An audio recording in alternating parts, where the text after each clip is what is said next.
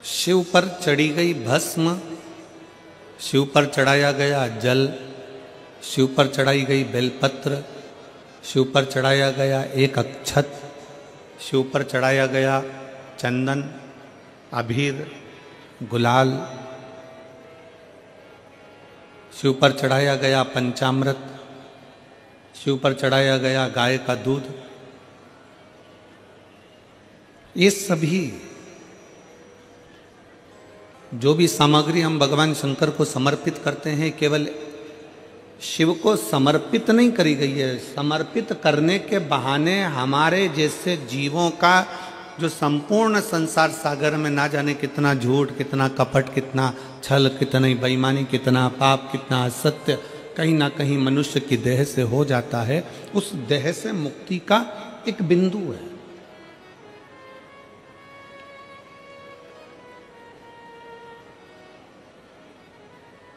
और बड़े ध्यान से सुनिएगा, आप अगर शंकर जी को जल चढ़ा रहे हो, एक लोटा जल भगवान शिव को समर्पित कर रहे हो, तो यह ना सोचिए कि शंकर को आपके जल की जरूरत है। उसके ऊपर तो वैसी गंगा है, 24 घंटे बह रही है, उसको तुम्हारे जल की जरूरत नहीं है।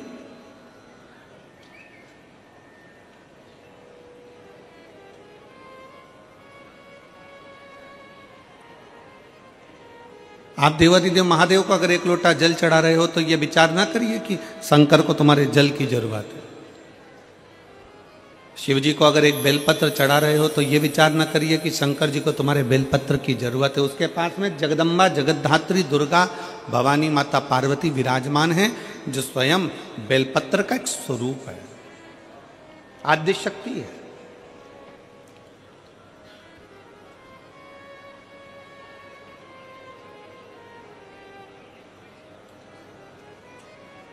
भगवान शंकर को अगर दिया लगा रहे हो तो दीपक जला रहे हो, दिया लगा रहे हो, तो ये ना सोचिए कि हम भगवान शंकर को दीप लगा रहे हैं। उसको तुम्हारे दीप की जरूरत नहीं है, उसके मस्तक पर चंदा विराजमान है।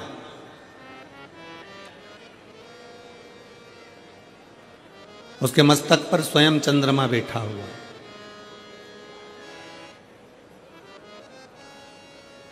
भगवान शंकर को तुमसे कुछ भी नहीं चाहिए, कुछ भी नहीं। आप अगर विचार करो कि मैं शंकर जी को जल चढ़ा रही हूं, शंकर जी को जल की जरूरत है नहीं है।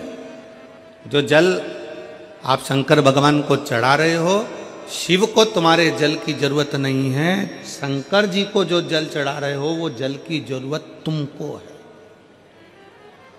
जिस दिन तुम्हारा दुख का समय आएगा, तुम्हारा चढ़ाया गया एक लोटा तुम्हारे सामने आकर खड़ा होगा।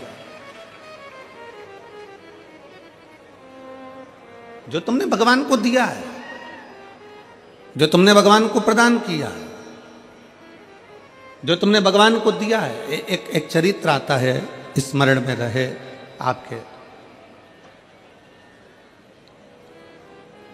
एक राजा ने अपने नगर में सूचना कर दी कि मुझे नहीं मालूम कि मरने के बाद क्या होता है। एक राजा ने सूचना कर दी कि मुझे नहीं मालूम कि कब्र के अंदर होता क्या। जब किसी व्यक्ति को दफना देते हैं, किसी व्यक्ति को भूमि की समाधि दे देते हैं, तो उसके साथ होता क्या है मुझको नहीं मालूम।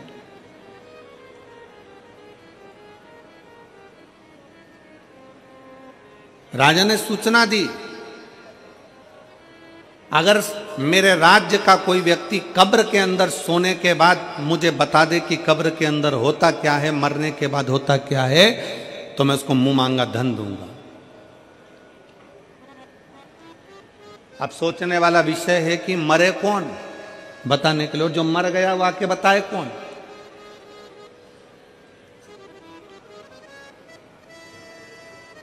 कोई हमसे पूछे कि गुरुजी तुमने कहीं स्वर्ग देखा है, तुमने कहीं नरक देखा है, तो शिव महापुराण की कथा कहती है कि जो चले जाता है वो आकर बताता नहीं है कि वो स्वर्ग में है कि नरक में है। पर इतना जरूर है कि अगर आप शिव महापुराण की कथा के अंदर बैठे हो, आप शंकर को एक लोटा जल चढ़ा रहे हो, आप पंचाक्षर मंत्र नमः शिवाय कर रहे हो, आप षडाक्षर मंत्र ओम नमः शिवाय कर रहे हो, आप राम नाम, कृष्ण नाम, शिव नाम जप रहे हो, श्री शिवाय नमस्तुभ्यम बोल रहे हो, आप देवी की आराधना कर रहे हो, आप शंकर की आराधना कर रहे हो, आप भूखे को भोजन करा रहे हो, आप प्यासे को पानी पिला रहे हो, किसी शिक्षा की व्यवस्था कर रहे हो, किसी की औषधि की व्यवस्था कर रहे हो, तो समझ लेना कि आप स्वर्ग में निवास कर रहे हो, आप नरक में नहीं रह रहे। ये पृथ्वी ही स्वर्ग है, ये भूमंडल ही स्वर्ग है।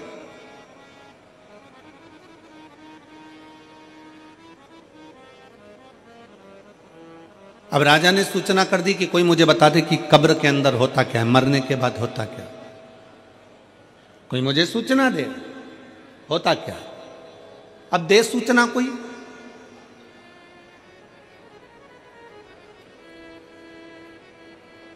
एक सिर फिरा था,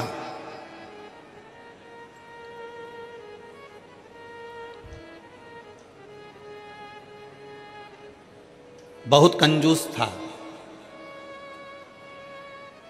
उसके मन में आया कि राजा ने सूचना दी है कि कब्र के अंदर होता क्या है, मरने के बाद होता क्या है, बताना है।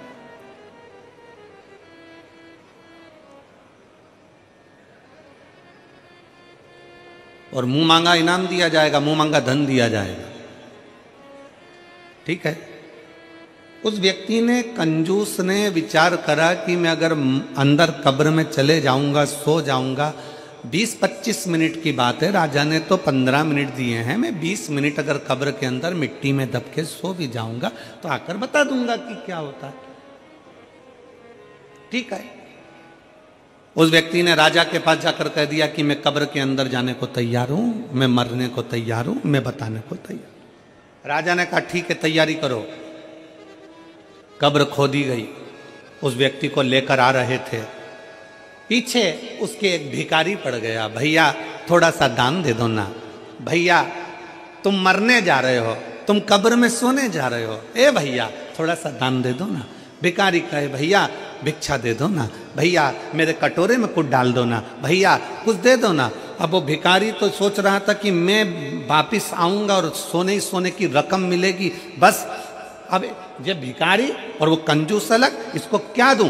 सामने पड़ा था कचरा, पत्तियों के थोड़े थोड़े जो सूखी पत्तियां पड़ी थी, वो पत्तियां उसने उठाई और उसके कटोरे में डाल दी भिखारी के। ले ये ले, तेरे कटोरे में मैंने दे दिया दान, बक यहां से जा, चल जा यहां से। और कटोरे में वो सूखी पत्तियां, पेड़ की सूखी पत्तियां, कचरा उठाकर डाला। भिखारी कचरा लेकर चले गया।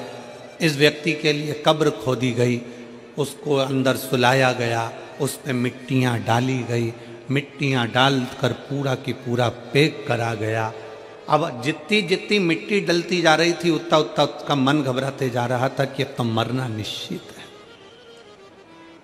अब जीवित रहूंगा ही नहीं तो बताऊंगा कैसे, धन किससे लूंगा, पैसा किससे लूंगा, मेरे तो प्राण ही चले गए।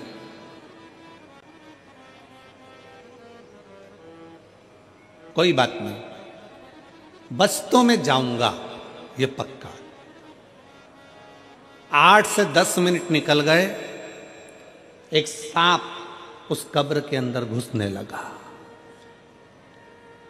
उसने मन में विचार करा कि अभी तो मैं बच भी जाता, पर अब तो पूरा ही मरा। सांप कब्र के अंदर आ रहा था और ये घबरा रहा था।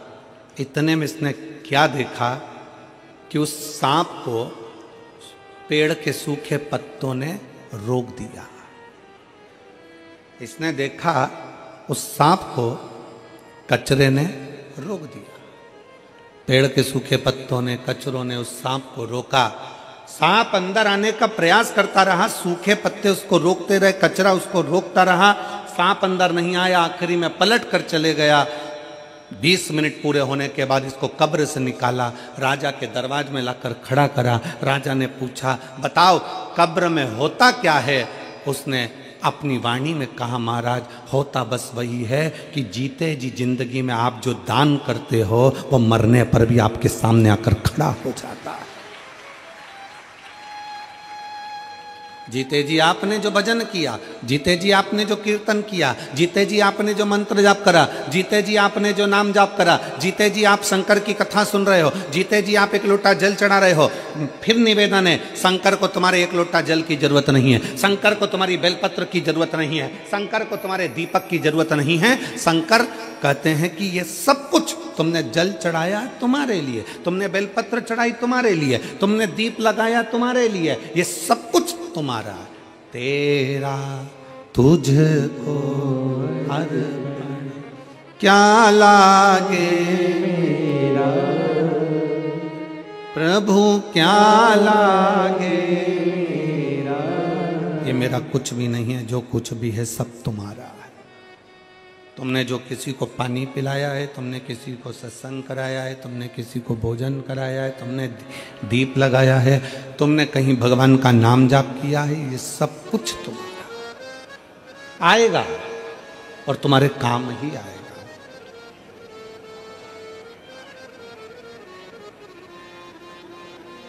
एक लोटा जल सारी समस्या का हल। तुमने जो एक लोटा जल भगवान शंकर को समर्पित करा है, थोड़ा आवाज खींच रहा है, पकड़ रहा है, डीले कम करो हल्का सा और प्लेन करने का उसको सही तरीका पर। एक लोटा जल जो तुमने भगवान शंकर को समर्पित किया है, वो एक लोटा जल किसी दूसरे के लिए नहीं किया, तुमने अपने लिए किया। शंकर भगवान के पास में जो भस्म है, शिव जी के पास में जो बेलपत्र है, शिव जी के पास में जो चंदन है, शंकर जी के पास में जो बेलपत्र है, जल है, वो शिव का चढ़ाया गया एक एक सामग्री कोई साधारण नहीं होती, उसका बल बड़ा प्रबल होता है, बहुत प्रबल।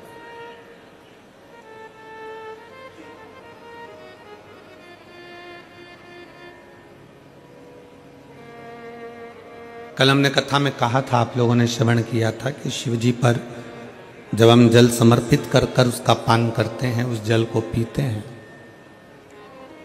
तो वो जल जल नहीं रहता, वो अमृत बन जाता है, औषधि बन जाता है, हमारे शरीर के लिए वो सुख प्रदान करने वाला बन जाता है, श्रेष्ठता देने वाला बन जाता है। वो जल साधारण नहीं रह पाता।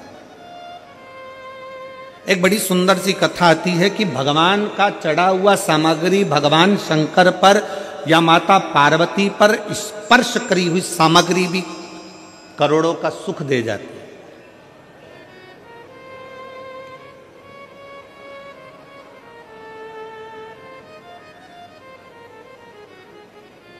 करोड़ों की संपदा दे जाती है।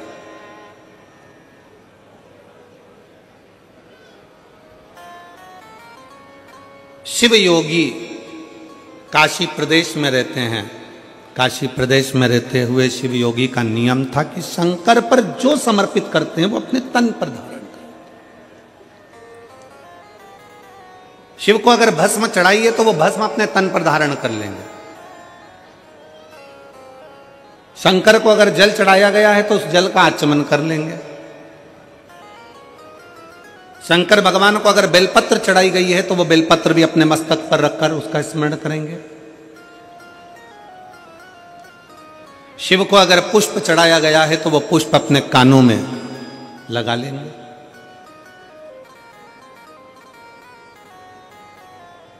कभी कभी हम तो नहीं जानते, पर आप लोगों ने अगर स्मरण में हो तो हमने भी एक बार दर्शन किया है। आप लोग भी कभी शंकर भगवान के अगर फोटो को निकालोगे,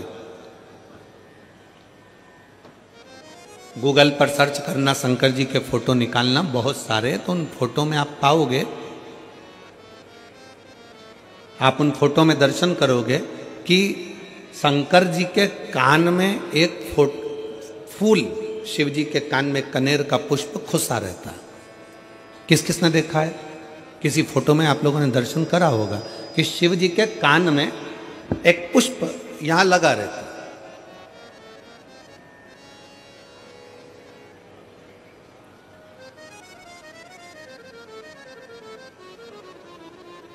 भगवान अगर श्रीनाथ जी का दर्शन करोगे, नाथ द्वारा में श्री जी बाबा का दर्शन करोगे, आपके नजदीक में रायपुर के पास में ही चंपारण है, चंपेश्वर महादेव वहाँ पर विराजमान है, और चंपारण में श्रीमद् वल्लभाचार्य जी की बैठक जी है।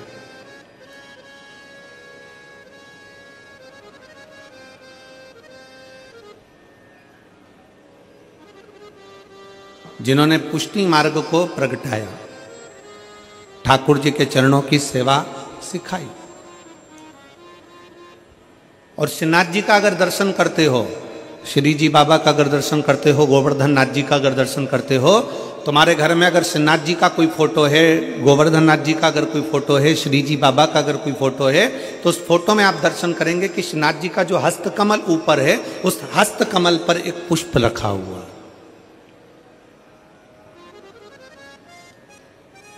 एक पुष्प श्रीनाथ जी के हस्तकमल पर है, एक पुष्प शंकर जी के कर्ण पर। दोनों पुष्प साधारण नहीं है। श्री जी बाबा के हस्तकमल पर जो पुष्प है वो जमुना दास जी ने दिया था। वो पुष्प मेरे गोवर्धन नाथ जी के श्रीनाथ जी के हाथ पर आज भी रखा हुआ। वो पुष्प साधारण नहीं है जो भगवान श्रीनाथ जी ने अपने हस्त पर लिया, और वो पुष्प भी साधारण नहीं है जो भगवान शंकर के कानों पर रखा हुआ है। जमुना दास जी ऐसे संत जिन्होंने ठाकुर जी के इतने प्रिय कि ठाकुर जी के लिए रोज नई नई माला तैयार करते थे, रोज नया नया श्रृंगार तैयार करते थे। भगवान गोवर्धन नाथ जी के लिए, श्रीनाथ जी के लिए रोज नया नया श्रृंगार बनाते थे। एक दिन जमुना दास जी ने एक डलिया में पुष्प देखा तो उन्होंने फूल वाले से कहा, पुष्प वाले से बोला, भैया ये फूल मुझे दे दो। जमुना दास जी, फूल की कीमत 1 रुपया है। जमुना दास जी ने कहा ठीक है, ये फूल 1 रुपये लो और तुम मुझे दे दो।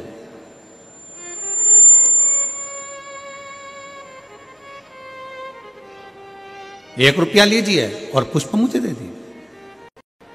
वहीं से नगर का राजा निकल कर जा रहा था जिसका नाम था यवनराज।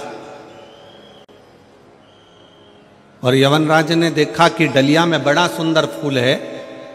जमुना दास जी ठाकुर जी की हवेली जी जा रहे हैं, भगवान का दर्शन करने जा रहे हैं, तो फूल लेकर जाना चाहते हैं। और यवनराज एक वेश्या के यहाँ जा रहा था तो उसने देखा कि फूल बड़ा सुंदर है, वेश्या के सिर पर लगाऊंगा, जूड़े में सजाऊंगा, वेश्या बड़ी सुंदर लगेगी, खुश हो जाएगी। उसने रथ रोका, बग्गी रोकी और रोककर कहा, ए फूल वाले, फूल कितने का है? फूल वाले ने कहा फूल 2 रुपए का है।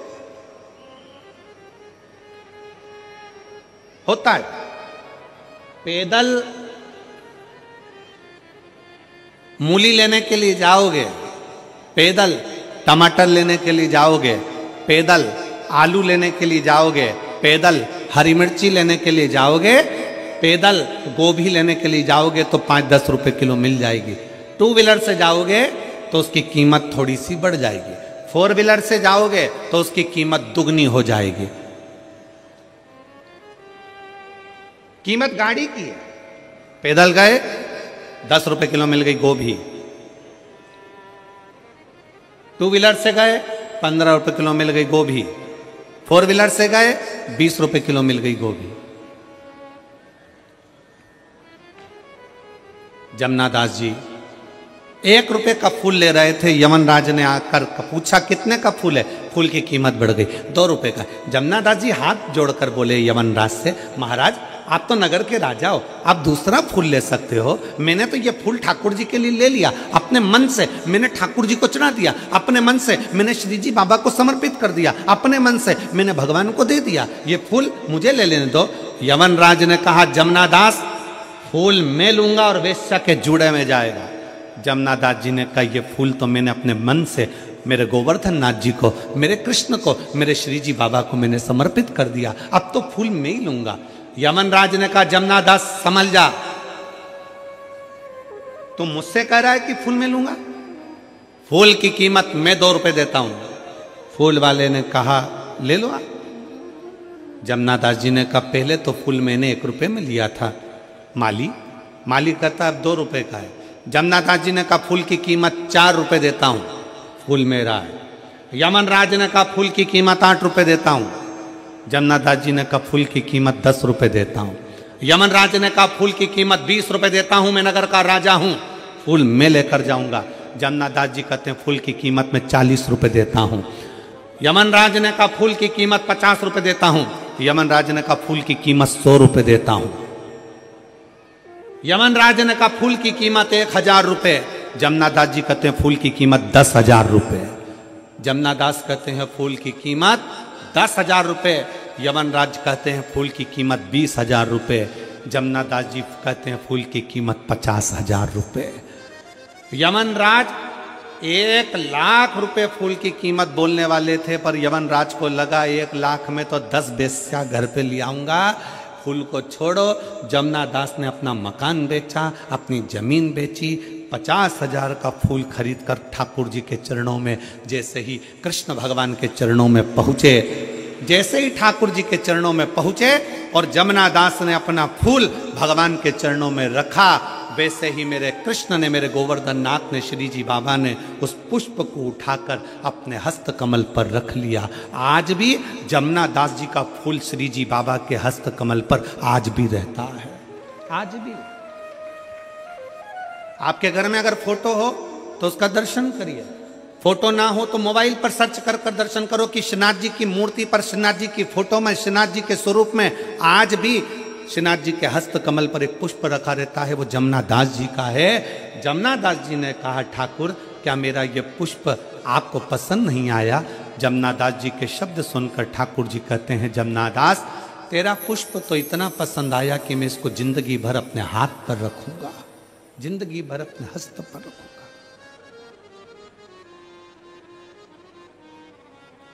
क्या था इस पुष्प में? इस पुष्प में कीमत नहीं है, इस पुष्प में दिल है, भाव है।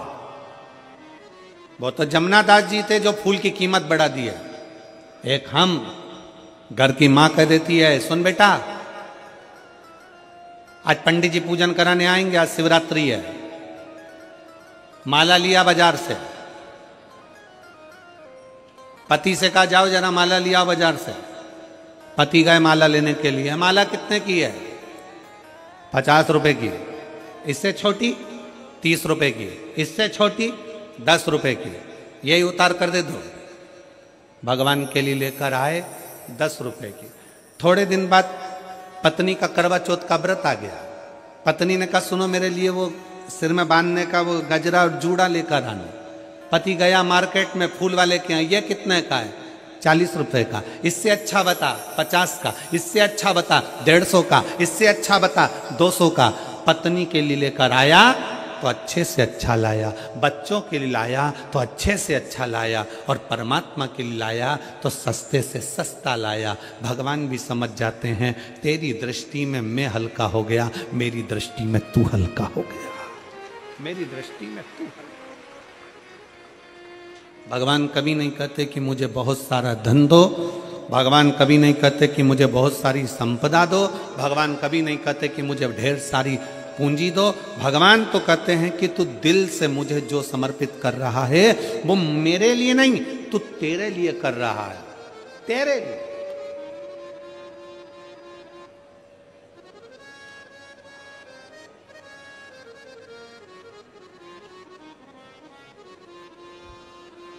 शिव योगी की कथा कर रहे, काशी प्रदेश में रहने वाला वो शिव योगी भगवान शंकर की भक्ति में झूमता, शिव जी को भस्म का श्रृंगार करता, वो भस्म अपने तन पर धारण कर लेता। शंकर जी को बेलपत्र का श्रृंगार करता, बेलपत्र अपने तन पर धारण कर लेता। भगवान शंकर को जल समर्पित करता, वो जल का आचमन कर लेता।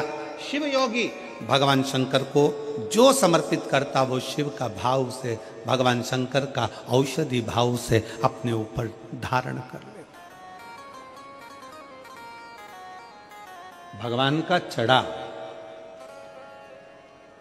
भगवान को समर्पित किया गया, कोई साधारण हो सकता है? हमने पहले भी एक बार कथा में कहा था, मेरी जीजियों से निवेदन है, मेरे जीजाओं से निवेदन है, मेरी बेटियों से बेटाओं से निवेदन है, कोई 500 रुपए की साड़ी लेकर आए, कोई 1000 रुपए की साड़ी लेकर आए, कोई 10,000 की साड़ी लेकर आए, तुम 200 रुपए की साड़ी लेकर आओ।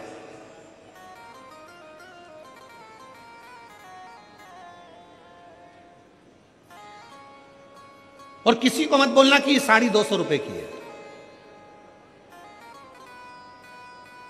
किसी को मत बोलो कि ये साड़ी 200 रुपए की है। वो साड़ी को तुम लाए, सबसे पहले उस साड़ी को उतार कर, उस साड़ी को उस पन्नी में से निकाल कर, उस पॉलिथीन में से निकाल कर, उस साड़ी को बैग में से निकाल कर सबसे पहले माता पार्वती जी को, जो घर में तुम्हारे देवी हो, कुल देवी हो, कुल देवता हो, शंकर जी का शिवलिंग हो, गणेश जी की मूर्ति हो, ठाकुर जी हो, लड्डू गोपाल हो, जो तुम्हारे घर में, उनको अपनी वो साड़ी लाकर एक बार उन पे चढ़ा दो, उनको छुआ दो। जब वो साड़ी उनको चढ़ा दोगे और वापिस लोगे तो वो क्या बन जाएगा? भगवान का प्रसाद।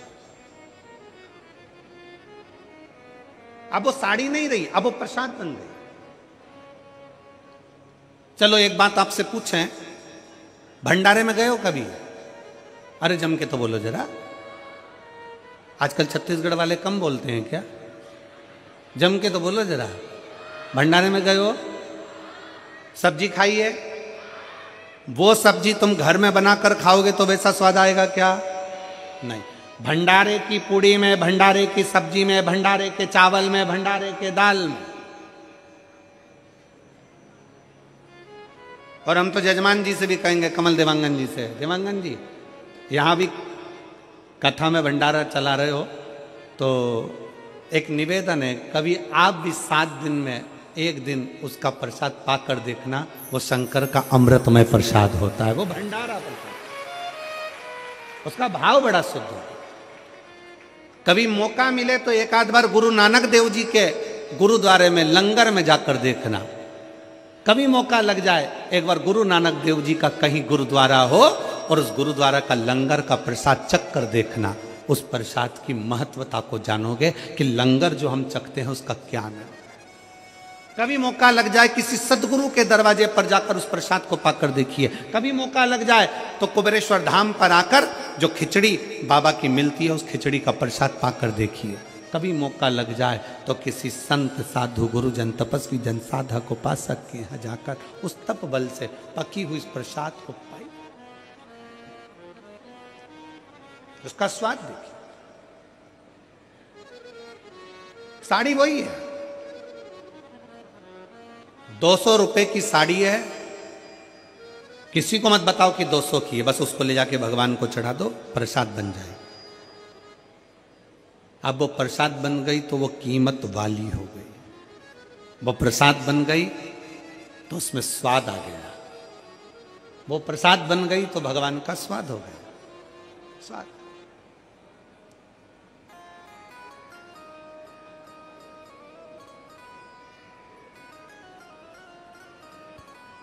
हम देवांगन जी हमारे लाडले की पूजन करते हैं, कल्लू जी की, और हमारे जो शंकर जी हैं और शालिग्राम जी हैं उनको हम आपके कक्ष में, हमारे बाजू में अलग कक्ष में उनकी सेवा होती है।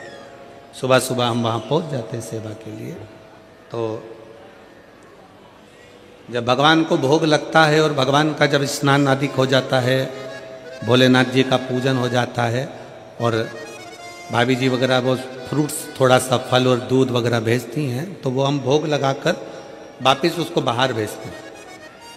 उसका थोड़ा सा प्रसाद आप पहले भगवान के पास ना आए उससे पहले उसको रख कर देखो और उसको खाकर देखो। और जो शंकर जी की हम पूजन करें तो बाबा की या किसी मंदिर में पूजन होती है, वो मंदिर का प्रसाद जब अंदर से बाहर आता है और प्रसाद को पाकर देखोगे तो उसका स्वाद अपने आप बढ़ जाता है, क्योंकि वो प्रसाद हो जाता है, वो प्रसाद। सत्यनारायण भगवान की कथा करवाओ, आटे की पंजेरी बनाओ, पंजेरी को अलग रख दो और एक कटोरी पंजेरी सत्यनारायण जी के सामने रख दो। जो अलग रखी है उसमें स्वाद नहीं आएगा, जो सत्यनारायण जी के सामने रखी है उसका स्वाद बढ़ जाएगा, क्योंकि वो प्रसाद है। प्रसाद 200 रुपए की। एक प्रैक्टिकल जरूर करो, किसी और वाला महाराज झूठ तो नहीं बोल रहा, प्रैक्टिकल करते रहना चाहिए, प्रैक्टिकल बिल्कुल करो, प्रैक्टिकल जरूर करो। 200 रुपए की साड़ी लो, भगवान को चढ़ा दो, प्रसाद हो गई। फिर उसको पहनो, पहनकर बाहर शादी में, पार्टी में, तुम्हें जहां जाना हो वहां जाओ। आपको लोग पलट कर कहेंगे अच्छी दिख रही है, बहुत महंगी है, कीमत भगवान को चढ़ाने से हो गई है। अच्छी दिख रही है, बहुत महंगी है, बहुत महंगी।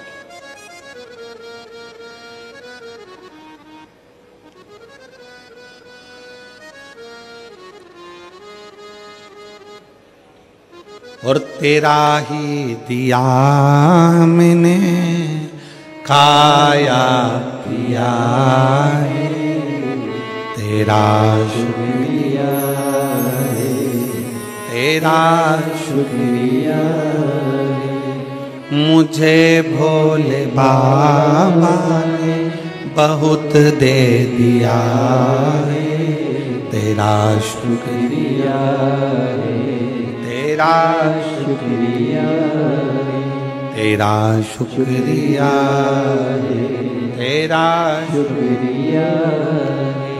ये जायदाद दी है औलाद दी है, ये जायदाद दी है औलाद दी है। मुसीबत में हर वक्त इमदाद दी है, मुसीबत में हर वक्त इमदाद दी है।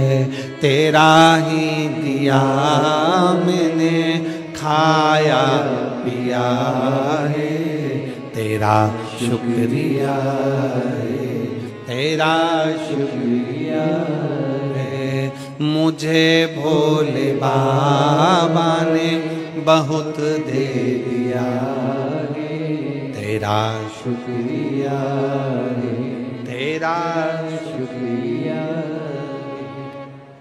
एक साधारण से साधारण वस्तु की भी कीमत है अगर शंकर को समर्पित हो गई। साधारण सी वस्तु,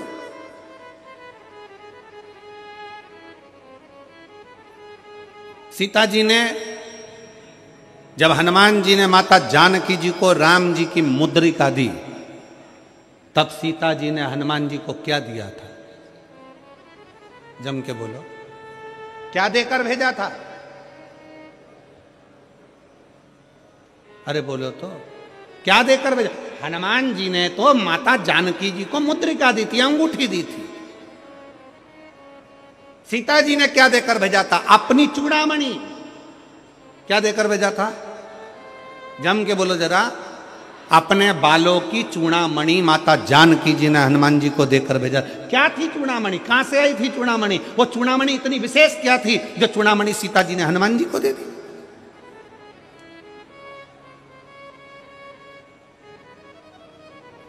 और पूरे आभूषण माता जानकी जी का जब रावण हरण कर लेकर जा रहा था तो सीता जी आभूषण फेंकती फेंकती जा रही थी।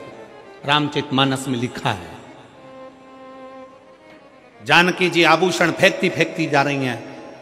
चूड़ामणि माता जानकी हनुमान को दे देती है कि राम जी को दे देता? कहां से आई चूड़ामणि? वो चूड़ामणि में ऐसा क्या था? वो चूड़ामणि में क्या था जो माता जानकी जी हनुमान जी को देखते समय, विदा करते समय चूड़ामणि दे देती? क्या था वो चूड़ामणि? साधारण नहीं थी। जब मंथन किया गया देवता और राक्षसों ने मिलकर, समुद्र मंथन करा, मंदराचल सुमेरु पर्वत की रई बनाकर, शेषनाग की नेति बनाकर जब मंथन किया, मंथन में रत्न निकले, माणिक मोती औषधि सब कुछ निकले। फिर रतन में लक्ष्मी जी प्रकट हो रही थी, उससे पहले एक देवी और प्रकटी थी।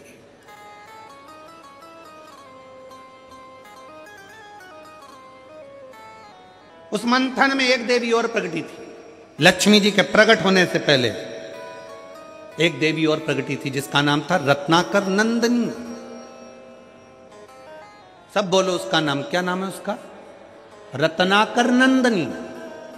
जम के बोलो जरा।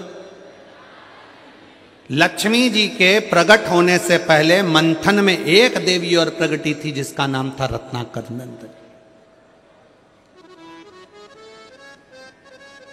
रत्नाकर नंदनी जैसे ही प्रकट हुई, उसने भगवान विष्णु का दर्शन किया तो उसके मन में आ गया कि मैं इनको पति बनाऊंगी। तुरंत उसके मन में भाव जागृत हो गया, मैं नारायण को अपना पति बनाऊंगी, मैं नारायण को अपना पति बनाऊंगी। और पति बनाने के लिए माला तैयार करने के लिए, फूल ढूंढने के लिए चली गई। पुष्प ढूंढने के लिए।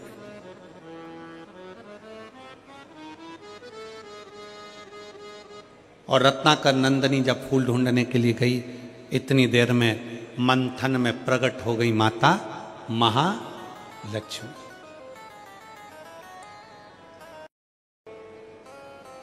अब मां महालक्ष्मी जब प्रकट हुई तो उनके हाथ में पुष्प की माला थी। भगवान नारायण को जैसे ही लक्ष्मी जी ने देखा, आगे बढ़कर माता लक्ष्मी ने वो नारायण के गले में माला पहना दी, और जैसे ही माला पहनाई भगवान विष्णु को लक्ष्मी जी ने वर लिया। पूरे देवताओं के पास सूचना पहुंच गई कि माता लक्ष्मी जी ने भगवान विष्णु को वर लिया है, उनका विवाह होना है। समुद्र देवता कन्या दान करेंगे, लक्ष्मी जी का मंगल विवाह होगा। विवाह की तैयारी होने लगी, देवताओं का आगमन हो गया। भगवान शंकर पार्वती भी वहां आ गए जहां पर लक्ष्मी और नारायण का विवाह हो रहा था।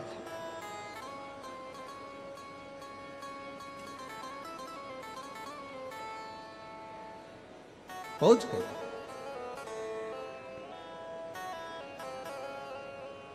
विवाह का कन्यादान हुआ, लक्ष्मी जी का विवाह नारायण के साथ हुआ।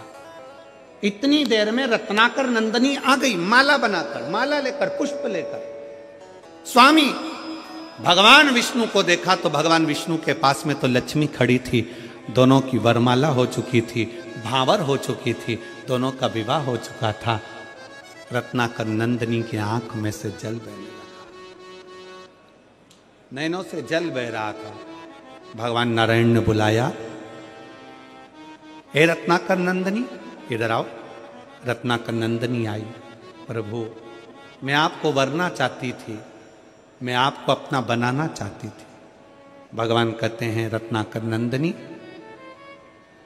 मेरा विवाह लक्ष्मी जी से हो गया है। तुम मुझे वरना चाहती थी, मैं जान गया था तेरे मन की दशा को, पर तो चिंता मत कर। कलिकाल में जब मेरा कल्कि अवतार होगा तब मैं तुझे अपनी अर्धांगिनी बनाऊंगा। मैं तुझे अर्धांगिनी बनाऊंगा। तब तक तू त्रिकूट पर्वत पर मां वैष्णो देवी के नाम से विख्यात होकर विराजमान होगी। तेरे में 3 देवियों की शक्तियां तेरे साथ होगी, वहां बैठेगी। राम अवतार में मैं स्वयं तुझे दर्शन देने के लिए आऊंगा। जब जब मृत्यु लोक पर आऊंगा तब तब तुझे मैं दर्शन दूंगा। रत्नाकर नंदनी तुम जा सकते। रत्नाकर नंदनी ने भगवान नारायण से कहा कि तुम्हारा विवाह हुआ है। शादी में अगर कोई आता है तो उसको विदाई दी जाती है।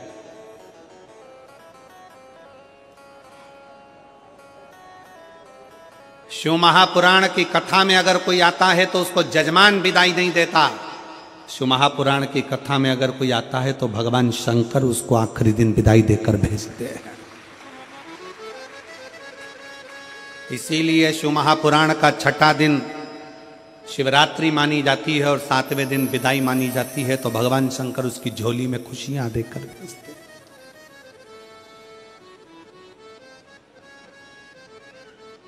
श्रेष्ठता। रत्नाकर नंदनी कहा, मैं जा रही हूं, पर मैं आपके विवाह में साक्षी बनी हूं। आपके विवाह में मेरी साक्षीता है, आप मुझे विदाई दीजिए। भगवान नारायण मुस्कुरा कर कहते हैं कि आपको मैं विदाई दूं, ये श्रेष्ठता कहां? हमारे देवों में भी देव महादेव हमारे पास में बैठे हैं, विदाई वो देंगे। तुरंत रत्नाकर नंदनी शंकर जी के सामने हाथ जोड़कर बोली कि हमको विदाई दीजिए। रत्नाकर नंदनी के शब्द सुने तो शंकर भगवान बोले कि आप स्त्री हो और स्त्री को विदाई मां जगत जननी पार्वती देंगी।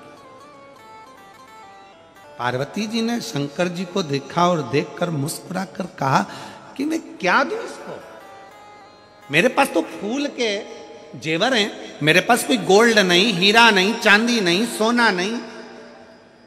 सारे देवी देवताओं के पास में, सारी देवियों के पास में सोने चांदी के हीरे पन्ना के जेवर होंगे, पर मेरे शंकर भगवान की धर्म पत्नी माता अर्धांगिनी माता पार्वती के पास हीरा मीरा नहीं, क्योंकि शंकर भगवान तो खुद कोहिनूर हीरा है, और जिसके पास मिल जाते हैं तो उसको हीरे की जरूरत ही क्या पड़ती है।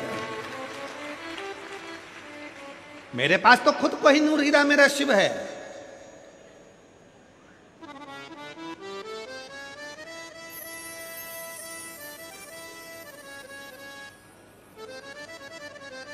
इसीलिए वो कहते हैं ना, जो नाम शिव का लेवे भोले जी दर्शन देवे, भोलेनाथ ब्यूटीफुल। जो नाम शिव का लेवे भोले जी दर्शन देवे, भोलेनाथ ब्यूटीफुल। जो नाम उसका लेवे भोले जी दर्शन देवे, Bholenath beautiful. Bholenath beautiful, Bholenath beautiful. भगवान शंकर तो खुद ही हीरा है, रतन है, माणिक है, सोना है। मेरा शिव तो खुद सुंदर है, इसलिए उसको कर्पूर गौरम करुणाव हारम संसार सारम भुजगेंद्र हारम सदा वसंतम हृदयारविंद भवम भवामी सहितम। पार्वती जी मुस्कुरा कर कहती है, मेरे पास कोई आभूषण नहीं है, मैं क्या दूं? रत्नाकर नंदनी को विदाई में क्या दूं? शंकर भगवान ने कहा, तुमने विश्वकर्मा जी से एक चूड़ामणि बनवाई है, वो चूड़ामणि तुम इस रत्नाकर नंदनी को दे दो। अभी कथा में कहा कि भगवान शंकर पर पार्वती जी पर चढ़ी हुई सामग्री कोई साधारण नहीं होती है, साधारण नहीं है। मेरी ये जीजियां बैठी हैं ना, मेरे जीजाओं, आप लोग कभी दर्शन करना। ये मेरी जीजियां जब देवी जी के मंदिर में जाती हैं ना, और देवी जी के मंदिर में या सुहागिलों में जब जाती हैं, सौभाग्यवती माताओं का कोई कार्यक्रम होता है उसमें जाती है, तो वहां से सिंदूरा लेके अपनी मांग में भर लेती है। बोलो री जीजियां सही है कि गलत है? वहां से घर में अगर कोई सुहागिल हो रही है, घर में कोई गोरानी हो गई है, घर में कोई देवी की पूजन हो रही है, उन्होंने कंकु लिया और अपनी मांग में भरा। क्यों? किस लिए? किसका? सौभाग्यता के लिए।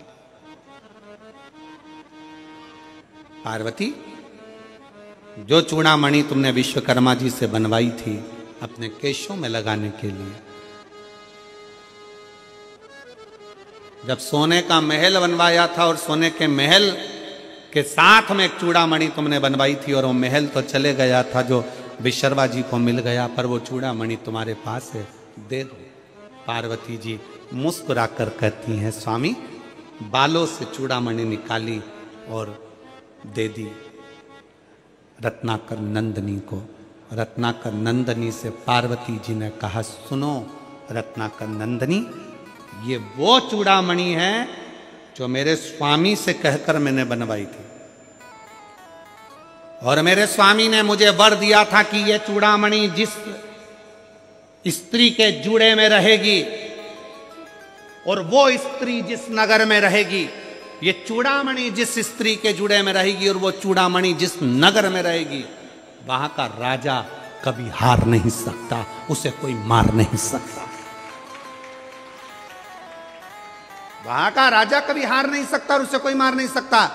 चूड़ामणि रत्नाकर नंदनी को दे दी। रत्नाकर नंदनी चूड़ामणि ली और लक्ष्मी जी को दे दी। लक्ष्मी जी की चूड़ामणि आई, इतनी देर में इंद्र की पत्नी इंद्राणी का दिल उस चूड़ामणि पर आ गया। इंद्राणी ने इंद्र से कहा, ये चूड़ामणि मुझको चाहिए। इंद्र ने विवाह की विदाई में कि नारायण भगवान आपकी शादी हुई है, मेरी विदाई में कुछ दोगे नहीं? क्या चाहिए? वो चूड़ामणि जो लक्ष्मी जी के जूड़े में सजी है, वो चूड़ामणि इंद्र ने लेकर इंद्राणी को दे दी।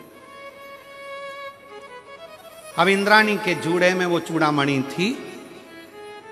एक संभासुर नाम का एक असुर हो गया जो देवताओं को परेशान करने लगा, तो दशरथ जी को युद्ध करने के लिए बुलाया। दशरथ जी को युद्ध करने के लिए बुलाया। उस समय पर दशरथ जी का विवाह माता कैकई से हुआ था। कैकई इतनी बड़ी वीर थी, रथ को हाँकने वाली और शस्त्र चलाने वाली माता केकई थी और केकई युद्ध के मैदान में आई। संबासुर का वध हुआ। जब संबासुर का वध हुआ तो इंद्र ने दशरथ जी को विदाई में 2 हंस और 2 पंख दिए और इंद्राणी ने पूछा आपको क्या दूं? तो इंद्र ने कहा एक काम करो, केकई को आपके चूड़े की चूड़ामणि दे दो। केकई को वो चूड़ामणि दे दी गई। केकई के मस्तक पर वो चूड़ामणि आई। केकई आई, केकई ने विचार करा ये चूड़ामणि का मैं क्या करूंगी, मेरे पास तो दशरथ जी हैं, ये चूड़ामणि मैं सुमित्रा जी को दे देती हूँ। सुमित्रा को चूड़ामणि दे दी। राम जी का विवाह हुआ, सीता विवाह कर आई। मुंह दिखाई में सुमित्रा जी ने वो चूड़ामणि सीता जी को दे दी। वो चूड़ामणि सीता के पास, मां जानकी के मस्तक में वो चूड़ामणि आ गई। बलकल वस्त्र पहने, थोड़े से आभूषण पहनी हुई माता जानकी चली।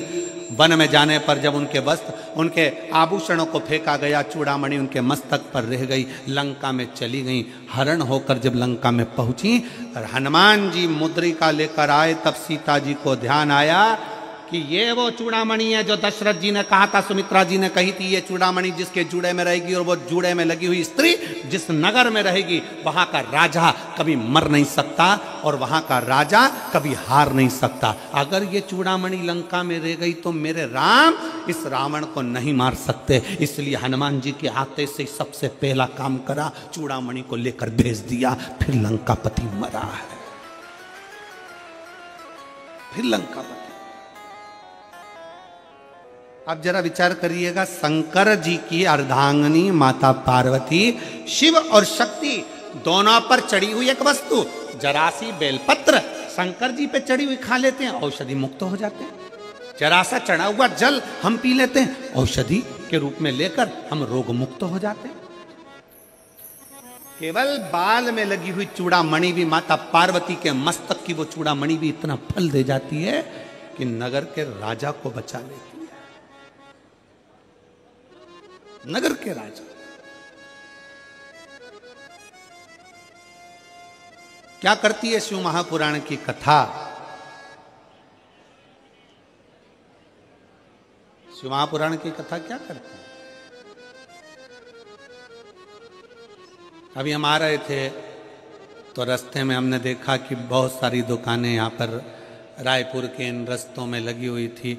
लाल कलर का कपड़ा पहने हुए बच्चों की ड्रेस में पुतला होन और उसके ऊपर टोपी, बहुत सारे कपड़े बिक रहे थे। कोई कुछ बेच रहा था, कोई कुछ बेच रहा था। हमने पूछा हमारे पीएसओ से कि ये आज क्या बिक रहा है, तो कहा गुरुजी आज वो लोग लेते हैं बच्चों को पहनाने के लिए। तो हमने कहा बताओ दुनिया कहाँ चली गई। अगर भारत की भूमि पर किसी को पहनाना है तो वीर शिवाजी के कपड़े पहना दो। भारत की भूमि पर पहनाना है तो इस महाराणा प्रताप के कपड़े पहना दो। भारत की भूमि पर अगर पहनाना है तो अपने बच्चों को वीर शिवाजी, महाराणा प्रताप, झांसी की रानी, माहिल्याबाई बना दो। पर अपने बच्चों को ऐसे कपड़े पहना के जोकर मत बनाइए जिससे उनकी हंसी उड़ जाए। सनातन धर्म की साख को मजबूत करिए, सनातन धर्म की साख को प्रबल बनाइए और सनातन धर्म को मजबूत करने का प्रयास करिए। अपना धर्म छोड़कर किसी दूसरे धर्म में जाकर झूठन मत खाइए, भले अपनी यहाँ रूखी सूखी हो वो खाइए। अपने घर का खाओ, रूखा सूखा जैसा भी। और घर की रोटी के आगे कोई रोटी अच्छी लगे क्या जी जी? अरे बोलो तरी मेरी छत्तीसगढ़ की बहनों, ओ मेरे जी जाओ, अपने घर की रोटी क्या। तुम कहीं की भी होटल में चले जाओ, 5 स्टार होटल में चले जाओ, कहीं पर भी घूमने चले जाओ, कितने भी एसी के कमरे में ले लो, कितने भी अच्छे डनलप के गद्दे पर सो लो, 15 दिन 20 दिन 1 महीने में तुम्हें तुम्हारे घर की याद आएगी। कितनी भी तुम मटर पनीर खा लो, पालक पनीर खा लो, चाहे तुम दुनिया भर की सब्जी खा लो, भगर मगर जो भी हो तुम्हारा, वो क्या बोलते हैं उसको, मीन चाउमीन और कुत्ता नहीं कोत्ता, हाँ मोमोज, हाँ जो भी तुम्हें खाना सब खा लो। पर कितना ही खा लो, उसके बाद भी तुमको 8-15 दिन में याद आएगी कि मेरी मम्मी के हाथ की मुझे रोटी याद आ रही है, मेरी पत्नी के हाथ का भोजन याद आ रहा है। बस वही तुम दुनिया में थोड़ी बहुत चमक ममक इधर उधर की देख के चले जाते हो दूसरे धर्म की ओर, सनातन धर्म को छोड़कर दूसरे धर्म की ओर चले जाते हो, थोड़ी सी चमक देखी और बढ़ जाते हो ना। सनातन धर्म से बड़ा कुछ नहीं है। अपने सनातन को बचाने के लिए तो गुरु नानक देव जी ने अपने बाल तक बढ़ा लिए थे, जटा तक बांध ली थी कि सनातन को मजबूत रखूंगा, रक्षा के लिए। धर्म रक्षा बहुत जरूरी है, सनातन रक्षा बहुत जरूरी।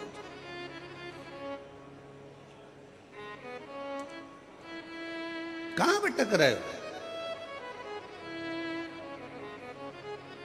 कहां? और अभी अभी वो लोग कहेंगे वो 31st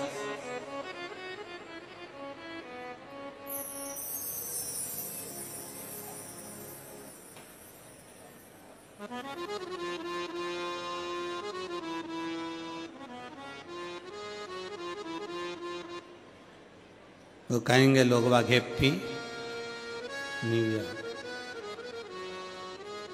कुछ नहीं हुआ, केवल कैलेंडर बदला, तुम तो जैसे थे वैसे की वैसे ही रह गए। क्या मतलब?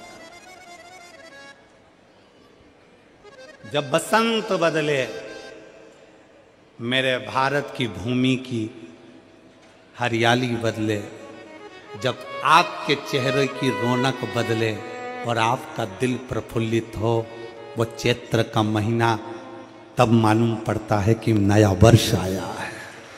तब मालूम पड़ता है।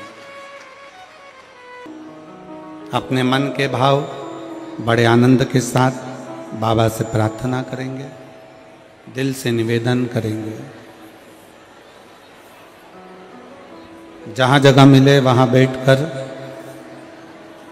बड़े भाव से भगवान को प्रार्थना करिए, निवेदन करिए, दिल से भाव से बाबा को विनय करिए। कार्यकर्ताओं से भी निवेदन है कि मना नहीं, पर स्तुति करने का मौका बार बार नहीं मिलता। बाबा से विनय करने का मौका मिला है, दिल से प्रार्थना करिए, भाव से सब कहिए, साथ में बोलेंगे, बाबा से निवेदन करेंगे।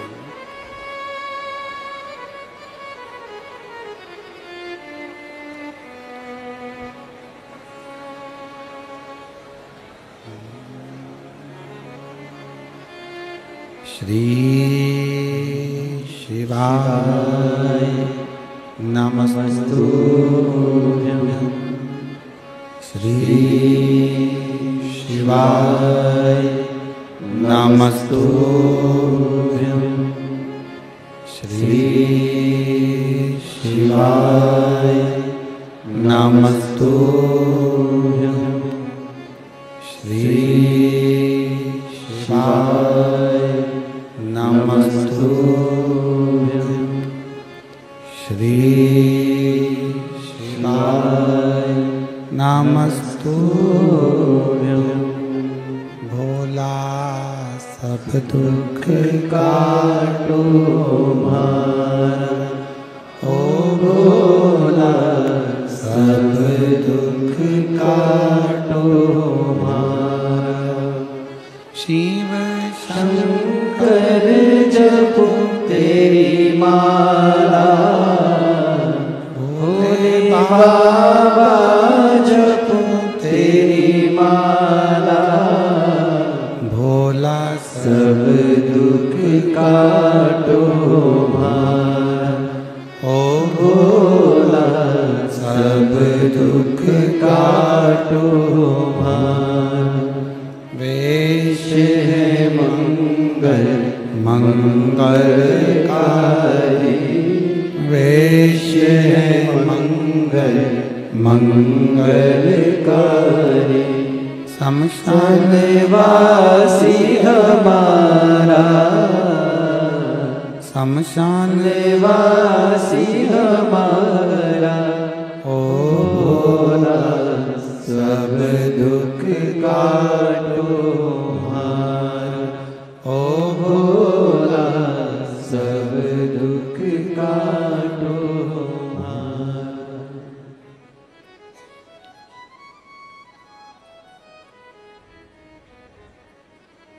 भगवान देवादिदेव महादेव, भगवान शिव, ओगरदानी, त्रिकालदर्शी, कैलाशी, अविनाशी भगवान शंकर की कथा कर रहे हैं। शिव तत्व का राज, शिव महापुराण की कथा वर्णन कर रहे हैं। माता पार्वती जी को स्पर्श करी हुई वो चूड़ामणि राज्य के राजा को कभी हारने नहीं देती। शंकर भगवान पर चढ़ी हुई बेलपत्र या चढ़ा हुआ जल आपको कभी गलत जगह पर जाने नहीं देगा, आपकी जिंदगी को संवारेगा जरूर। शिव का चढ़ा जल एक पत्र है,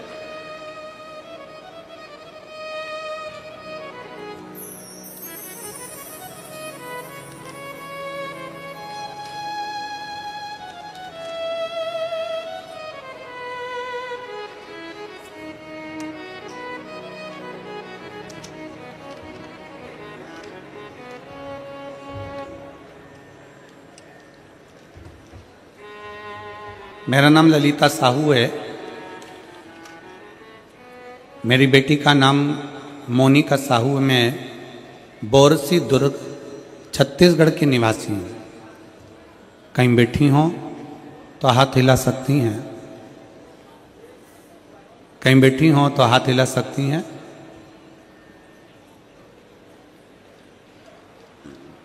आइए, हाथ हिला तो एक बार। आ जाइए, बेलपत्र ले जाइए, आ जाइए, दोनों आ जाओ, आ जाइए। मेरा नाम श्रीमती ललिता साहू, मेरी बेटी का नाम मोनिका साहू। मैं बोरसी दुर्ग छत्तीसगढ़ की निवासी हूँ। पत्र को आप लोग एलईडी पर आस्था चैनल पर पढ़ सकते हैं। मेरा मोबाइल नंबर यह है। एक लोटा जल पशुपतिनाथ व्रत, भोले बाबा के मंदिर में सेवा करने का फल क्या मिलता है, मैं सभी जन को बताना चाहती हूँ। भोले बाबा की कृपा का क्या गुणगान है, जितना भी बोलूं बहुत कम है।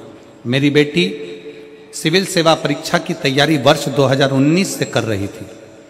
2019 से वो तैयारी कर रही थी, किंतु कुछ नंबर कम होने के कारण सिलेक्शन नहीं हो पाता था, रिजल्ट निष्फल हो जाता था, तो मेरी बेटी बहुत ही निराश हो जाती थी। गुरुजी, आप कहते हो चौगनी मेहनत करो और एक लोटा जल भोलेनाथ पर चढ़ाओ। परीक्षा के दिन शहद वाली बेलपत्र शिवलिंग पर चिपकाकर परीक्षा देने जाओ। आपके बताए अनुसार मेरी बेटी रोज मंदिर जाती। परीक्षा के दिन बेलपत्र में शहद लगाकर भोले बाबा के शिवलिंग को चिपकाकर परीक्षा देने गई। मैं पशुपतिनाथ का व्रत की, परिवार सहित सीहोर गई, कंकर शंकर की पूजा की। 17 अगस्त 2024 की कावड़ जाकर भरी। बाबा की जो 2024 की कांवड़ थी वो भी जाकर भरी है। भोले बाबा की ऐसी कृपा हुई कि बेटी CGPSC की सभी परीक्षा कंप्लीट करके मेरी बेटी वर्ष 2023 की परीक्षा में उत्तीर्ण होने के बाद 14वां रैंक प्राप्त कर ली और राज्य वित्त सेवा अधिकारी के पद पर आज मेरी बेटी नियुक्त हो गई।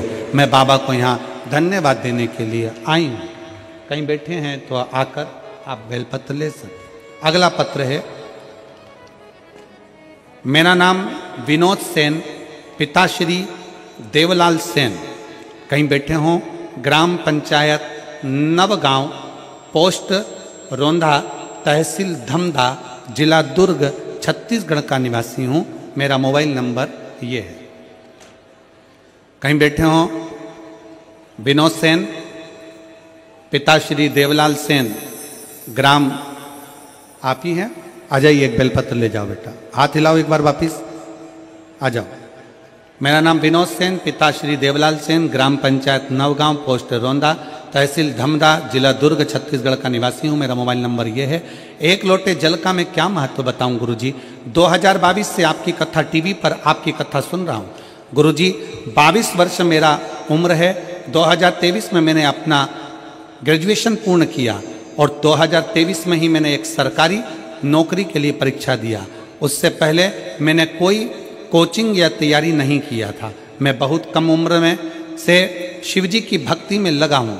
बस बाबा पे भरोसा करके और एक बेलपत्र शहद लगा के बाबा को प्रणाम करके परीक्षा दिला दिया। 2024 सितंबर में आपका उसका परिणाम आया और उस परीक्षा में पास हो गया। CSPDL CL विद्युत विभाग में असिस्टेंट इंजीनियर के पद पर बाबा ने मुझे चयनित करा दिया। मैं गांव का पहला लड़का हूं जो सरकारी नौकरी में लगा हूं। बाबा, ये केवल बाबा की कृपा है जो मेरे गांव का पहला व्यक्ति सरकारी नौकरी में लगा। मैं बाबा को प्रणाम करने के लिए आया हूं। पहले मुझे, अब पत्र को जरा ध्यान से पढ़िएगा, पहले मुझे गांव और रिश्तेदार ताना मारते थे कि शिव जी की भक्ति से और पूजा पाठ से समय खराब होगा, ये सब छोड़ो और काम में ध्यान दो, ये सब छोड़ दो और काम में ध्यान दो। गुरुजी, बाबा ने मेरी नौकरी लगा के सभी को जवाब दे दिया कि शंकर जी पे चढ़ाया गया एक लोटा जल कभी खाली नहीं जाता, शिव भक्ति मूल। और देखो रे भाई, ओ छत्तीसगढ़िया सबले बढ़िया, थोड़ा ध्यान से सुनिएगा। आप शंकर जी के मंदिर जाओगे जल चढ़ाने, लोग ताना देंगे। आप शिव जी के मंदिर जाओगे, लोग ताना देंगे। आप कथा सुनने के लिए शिव महापुराण के पंडाल में आओगे, लोग ताना देंगे। आप होटल में खाने जाओगे, कोई ताना नहीं देगा। आप मदिरा का नशा करोगे, लोग खुश होंगे, बर्बाद हो जा। लोग ये चाहते हैं आप जब जब सनातन धर्म की ओर आगे बढ़ोगे, दुनिया के लोग आपको ताना दे देकर खींच कर पीछे लाएंगे।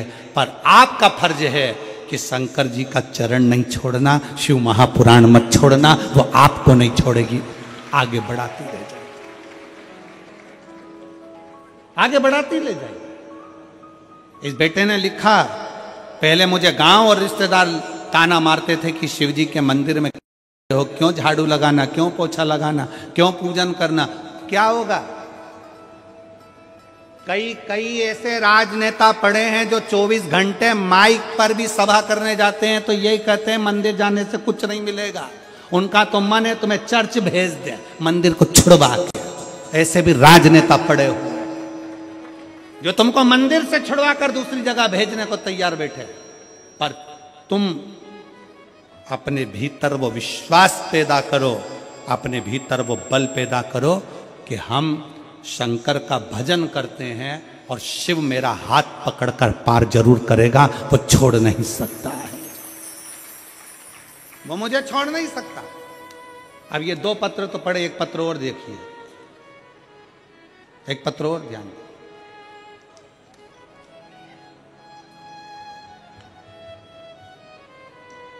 मैं दीपक यादव सेज बाहर दुर्गा चौक से हूं। कहीं बैठे हो? दीपक जी यादव सेज बाहर दुर्गा चौक से हूं, कहीं बैठे हो तो हाथ हिला सकते हैं। श्री दीपक जी यादव सेज बाहर दुर्गा चौक से हूं, कहीं बैठे हो तो हाथ हिला सकते हैं। और अगर बच्चा साथ में आया है तो उसको लेकर आ सकते हैं। मैं बाबा का क्या कहूं, उनका हम सब पर बड़ी कृपा है। मेरे पुत्र यमन यादव 4 वर्ष से, बचपन से, पैदाइश से नहीं बोल पा रहा था। डॉक्टरों की रिपोर्ट के अनुसार बच्चा कभी नहीं बोल पाएगा। 4 वर्ष का बच्चा मेरा बचपन पैदाइश से नहीं बोल पाता था। मैं बाबा का 1 लोटा जल का क्या वर्णन करूं गुरुदेव। 1 साल मैंने बाबा का चढ़ाया हुआ जल लाकर उसको पिलाना प्रारंभ करा और आज मेरा बेटा पूर्ण तरह से बोलने लगा। मैं बाबा को यहाँ धन्यवाद देने के लिए आया। कहीं बैठे हैं? हाथ हिलाओ। बच्चा आया है दीदी? बाबू आया है क्या साथ में? नहीं आया? आ जाओ आप, उसके लिए बेलपत्र ले जाना। आ जाइए। मेरा बच्चा पैदाइश बोल नहीं सकता था, 4 साल का हो गया, बोल नहीं पाता था। डॉक्टरों ने भी मना कर दिया था कि यह कभी नहीं बोलेगा। पर बाबा का 1 साल से जल पिला रहा हूं और बाबा की कृपा से बच्चे ने बोलना चालू कर दिया। मैं बच्चे का फोटो भी लगा रहा हूं। शिव तत्व, शंकर, ओघड़दानी, त्रिकालदर्शी, कैलाशी, शिव होता ही ऐसा। शिव भक्ति। अजय और लुटा दिया भंडार काशी वाले ने ललिता साहब, बधाई आपको बहुत बहुत। काशी वाले ने लुटा दिया भंडार काशी वाले। राज्य वित्त सेवा अधिकारी आपकी बेटी बनी है, उसको बहुत बहुत साधुवाद है हमारी तरफ से, बधाई। बाबा को साधु।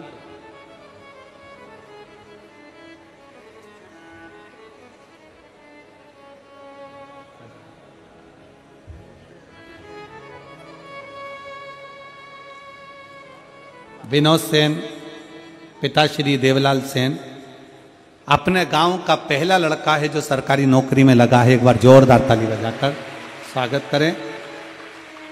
गांव के लोग बहुत ताने कई लोग देते थे, परिवार वाले भी, कि ये कुछ नहीं कर सकता, शंकर के मंदिर जाके झाड़ू पोछा करता है, जल चढ़ाता है, क्या इसकी सरकारी नौकरी लगेगी? पर बेटे ने लिखा कि बाबा का एक लोटा जल ने दिखा दिया, सबके मुख चुप कर दिए। रोते नहीं बेटा आप तो?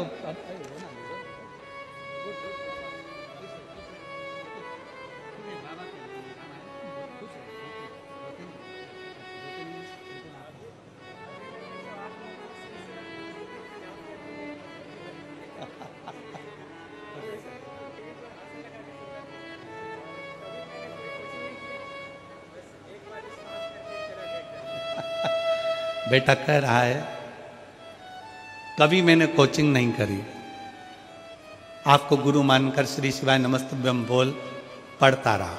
आप कहते हो मेहनत 4 गुनी करो, मैंने मेहनत को 4 गुना कर लिया और बिना कोचिंग के आज सरकारी नौकरी में बाबा की कृपा से विद्युत विभाग के असिस्टेंट इंजीनियर के पद पर मैं नियुक्त हो गया। मैं बाबा को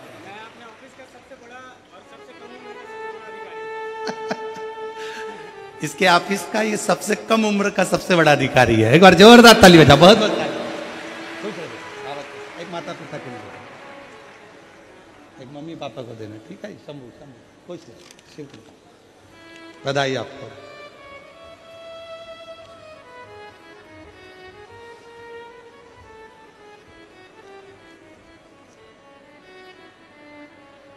और रिश्ता तेरा मेरा सबसे प्यारा, रिश्ता तेरा मेरा सबसे प्यारा, तू मेरा बाबा मैं हूँ तेरा लाला, मैं हूँ तेरा लाला। 4 साल का बच्चा जिसे डॉक्टर ने कह दिया था बचपन से ये बोल नहीं पाएगा तालू के कारण, पर उसकी वाणी देवाधिदेव महादेव ने दी है। 1 साल तक लगातार शिव जी पे चढ़ा हुआ पानी उस बच्चे को पिलाना प्रारंभ करा और बोलना प्रारंभ करा। एक बार जोरदार ताली बजाकर शिव तत्व। तू मेरा बाबा मैं हूँ तेरा लाला, मैं हूँ तेरा लाला, तू मेरा बाबा मैं हूँ तेरा लाला, मैं हूँ तेरा लाला। लाखों की संख्या में आप लोग पहुंचे हैं, पंडालों में जगह नहीं है, दिल से आप कथा श्रवण कर रहे हैं, हृदय से सुन रहे हैं, और ये हमारा विश्वास कहता है, मेरा शंकर की भक्ति कहती है और मेरा विश्वास कहता है कि मेरा भोलेनाथ आपकी भी झोलियां खुशियों से जरूर भरेगा और खाली नहीं भेजेगा। ये बोल बम का नारा है, जरा जम के दोनों हाथ उठाकर बोल बम का नारा है। सारी समस्या का हल ये विश्वास करता है, खाली नहीं जाओगे, भरोसा। आप शिव को, शिव का दरवाजा मत छोड़ो, शंकर की शरणागति मत छोड़ो, शिव की चौखट मत छोड़ो, शंकर की भक्ति मत छोड़ो। शिव कथा कर रही है, शिव महापुराण वर्णन कर रही है। एक 200 रुपए की साड़ी भी अगर भगवान शंकर को, देवता को चढ़ाकर प्रसाद समझकर हम पहन रहे हैं, उसकी कीमत है।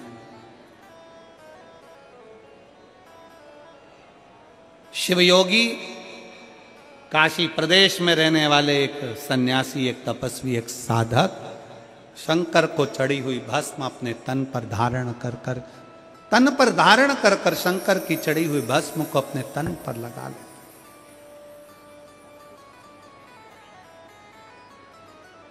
तन पर। हमने आपको एक बात कही थी कि अपने घर के दरवाजे पर श्री शिवाय नमस्तुभ्यम लिख दो। अपने घर के दरवाजे पर श्री शिवाय नमस्तुभ्यम लगा दो, चिपका दो। गाड़ी हो, घोड़ा हो, जो है आपके घर में, बाइक है, 4 व्हीलर है, ट्राली है, ट्रैक्टर है, सब पर लगा। उसका फल क्या मिल सकता है? उसका फल क्या प्राप्त हो सकता है? एक पत्र है।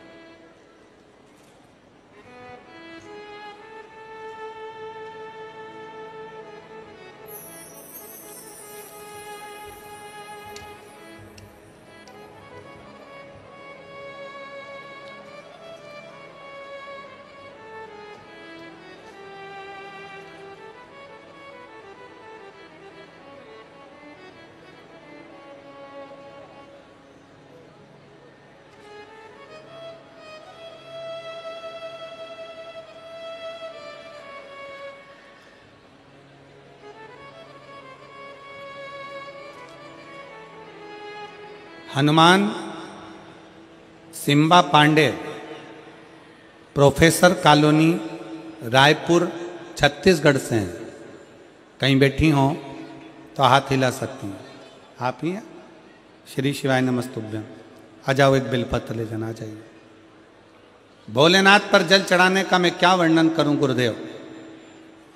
पहले मैं बताना चाहूंगी कि मैंने दरवाजे पर श्री शिवाय नमस्तुभ्यम लिखा, उसको आप देखिए। पहले दरवाजे पर मैंने श्री शिवाय नमस्तुभ्यम लिखा, और बाबा का दरवाजे पर जिस दिन से श्री शिवाय नमस्तुभ्यम लिखा, 10 से 12 साल का सपना था कि मेरा 2 मंजिल मकान ऊपर की ओर बन जाए। मैं प्रयास करती रही पर नहीं बन पाया। पर पहली बार मैंने दरवाजे पर श्री शिवाय नमस्तुभ्यम लिखा। 1 रुपया भी पास में नहीं था, पर बाबा ने कहीं से व्यवस्था कर कर हमारा 3 मंजिल मकान खड़ा कर दिया। मैं बाबा को यहाँ प्रणाम करने के लिए आई। एक ये तो साधारण पत्रों के भाव में एक पत्र और देखिए, बड़ा सुंदर लिखा है। मेरा नाम लुसिका यादव, उम्र है 22 वर्ष। मेरी माता का नाम अनीता यादव है, पिता का नाम संतोष यादव है। ग्राम उतई, जिला दुर्ग, छत्तीसगढ़ की निवासी हैं। कहीं बैठी हो तो हाथ हिला सकती हैं। आप ही हैं? श्री शिवाय नमस्तुभ्यम। आ जाओ बेटा, बेलपत्र लेकर जाओ। मेरा नाम लुसिका यादव है, उम्र 22 वर्ष है। मेरी माता का नाम अनीता यादव, पिता का नाम संतोष यादव है। ग्राम उतऊ, जिला दुर्ग, छत्तीसगढ़ की निवासी हूँ। भोले बाबा का क्या वर्णन करूं गुरुदेव। बाबा पर किया गया विश्वास कभी खाली नहीं जाता। मैं 2020 से सरकारी नौकरी की तैयारी कर रही थी, पर कहीं भी मेरा सिलेक्शन नहीं हुआ। मैं टीवी पर आपकी कथा सुनती, मंदिर जाती, 1 लोटा जल चढ़ाती, 1 धतूरा अपना नाम और गोत्र बोलकर जैसा आपने कहा वैसा कि वैसे ही चढ़ा देते। आप कहते हो गुरुदेव कि अपनी कैपेसिटी से ज्यादा चौगनी मेहनत करो। आप कहते हो अपनी कैपेसिटी से ज्यादा चौगनी मेहनत करो। मैंने 25 से 31 जुलाई 2024 को भिलाई छत्तीसगढ़ की शिव पुराण की कथा 7 दिन पंडाल में बैठकर सुनी, और पंडाल में बैठकर कथा तो सुनी, साथ में एक विश्वास इस बेटी का दिल का, भरोसा इस बेटी के हृदय का, दृढ़ता इस बेटी के हृदय का। और श्री शिवाय नमस्तुभ्यम मंत्र को दरवाजे पर लगाना, मेहनत को 4 गुना कहना, और शहद और बेलपत्र का बाबा को समर्पित कर कर जाना। मेरा फिजिकल मेडिकल एग्जाम के दौरान 108 बार श्री शिवाय नमस्तुभ्यम का मंत्र जाप करती, और बाबा से ऐसी कृपा कर दी गुरुदेव, आज मैं सिलेक्शन हो गया। 14 दिसंबर 2024 को ITBP भारत तिब्बत सीमा पुलिस अधिकारी के पद पर मेरी नियुक्ति हो गई। मैं बाबा को प्रणाम करने के लिए आई, मैं बाबा को यहाँ धन्यवाद देने के लिए आई। ये शिव तत्व है, ये ओघड़ी है, ये शंभु है।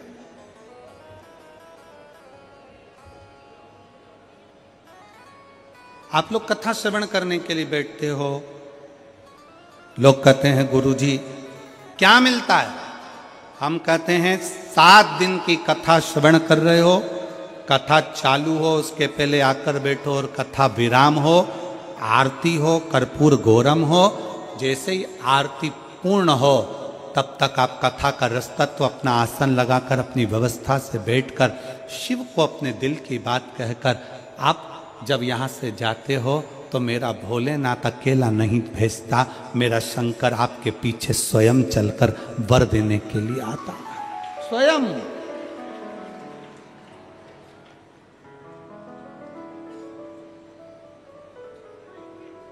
कोई लेट बनता है, कोई जल्दी बनता है, और शिव को जल चढ़ाने वाला एक दिन जम के बोलो जरा, एक दिन सेट जरूर बनता, खाली नहीं जाता। आपने अपने दरवाजे पर श्री शिवाय नमस्तुभ्यम लिखा है, खाली नहीं जाओगे। आजा बेटा,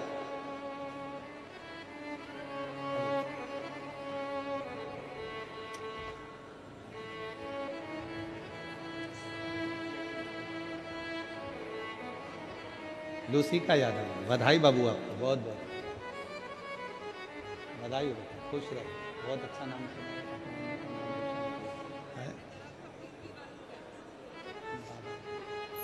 अब अच्छे उसको जाग लगे।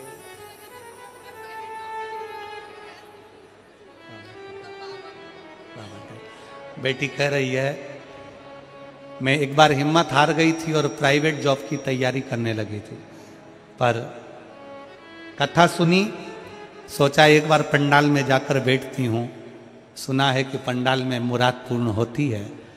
चली गई कथा सुनने के लिए, 7 दिन पंडाल में रहकर कथा सुनी। प्राइवेट जॉब ढूंढने में लग गई थी, पर मुझे उम्मीद नहीं थी कि मेरा भी इतना बड़ा सिलेक्शन हो जाएगा। बाबा ने कृपा करी। बधाई बधाई बधाई बधाई। शिव तत्व।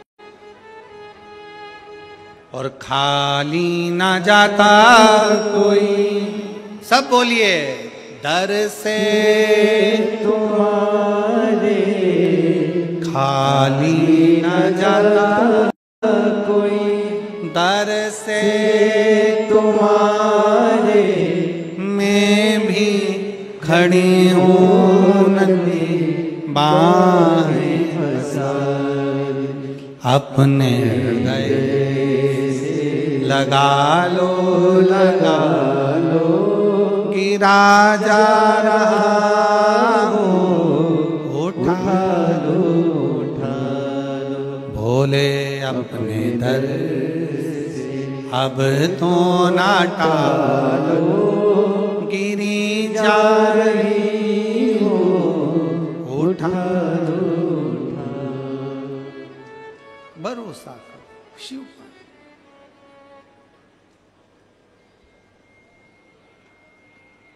एक विश्वास शंकर पर करो। शिव योगी ने शंकर पर चढ़ी भस्म को धारण किया। शंकर पर चढ़ी भस्म धारण कर।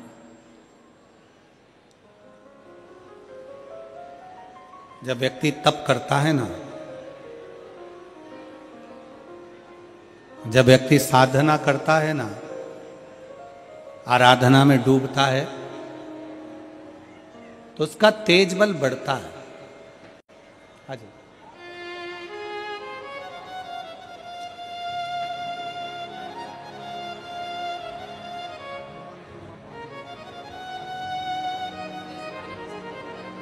बधाई आपको।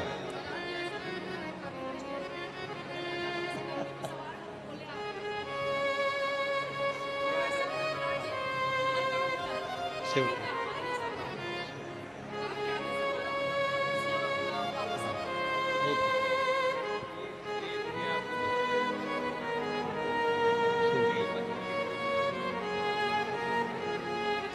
Hanuman Shimpa Pandey, professor colony Raipur.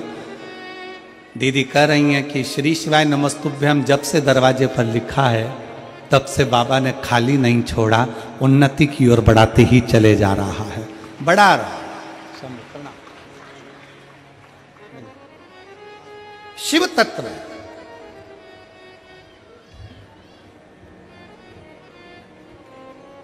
ओघड़ी है शंकर। शिवयोगी ने जब तप करा, साधना करी, इतना तेज शिवयोगी के शरीर पर था, इतना तेज। एक असुर, एक राक्षस, ब्रह्म राक्षस निकल कर जा रहा था, उस ब्रह्म राक्षस ने शिवयोगी को देख लिया। ब्रह्म राक्षस ने शिवयोगी को देखा, जो शिवयोगी भगवान शंकर की भक्ति में डूबा हुआ है, शंकर की आराधना में लगा है, शिव के स्मरण में लगा हुआ है, उस ब्रह्म राक्षस ने शिवयोगी को देखा।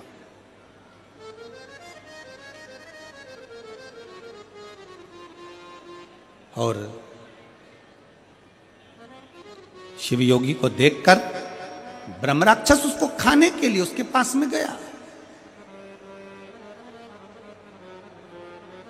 पर ब्रह्म राक्षस को यह नहीं मालूम था कि जो शिवयोगी तप साधना में लगा है वो भगवान शंकर की भस्म को चढ़ाकर अपने तन पर धारण करता है। उसको यह नहीं मालूम था कि शिवयोगी भगवान शंकर पर चढ़े हुए जल का आचमन करता है, जल पीता है।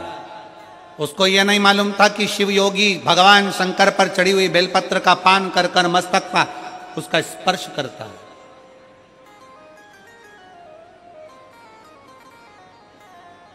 कल कथा में कहा था कि शंकर भगवान पर चढ़ा हुआ जल जब हम अपने ऊपर छींटते हैं, वो जल हमारे शरीर पर ही सूख जाता है, और वो जल लगा हुआ शरीर जहां जाता है वो अपना कार्य सफल कर कर ही आता है, सफल कर कर।